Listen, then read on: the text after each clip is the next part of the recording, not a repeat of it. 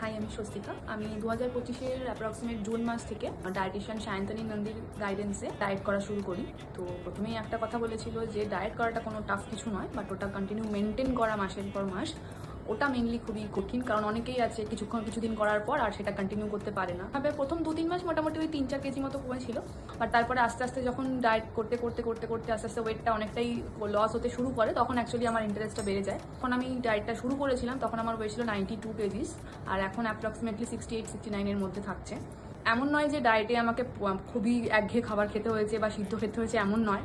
Actually ডায়েটগুলো এতটাই tasty, মানে খাবারগুলো প্রিপারেশনগুলো এতটাই টেস্টি ছিল, তার জন্য আর মনে হয়নি যে ডায়েট করছি। কারণ এমন নয় যে একই খাবার কন্টিনিউ খেতে হয়েছে, বিভিন্ন রকমের অপশন ছিল, বিভিন্ন রকমের মেনু ছিল।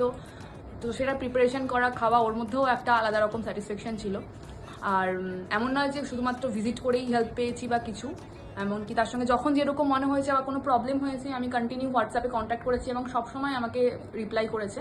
তো এখন ডায়েট করে শুধুমাত্র ওয়েট লসই নয়, আমার স্কিনে আগে প্রচণ্ড প্রবলেম ছিল, স্কিনও অনেক আগের থেকে বেটার হয়েছে, হেয়ার ফল অনেকটা কমে গেছে, এবং তার সঙ্গে আমার মেন যেটা ছিল পিসিওডির সামান্য কিছু সমস্যা ছিল, ইরেগুলার পিরিয়ডস ছিল, তো সেগুলো এখন পুরোপুরি কিওর হয়ে গেছে এবং কোনো রকম মেডিসিন আমাকে এখন আর নিতে হচ্ছে না।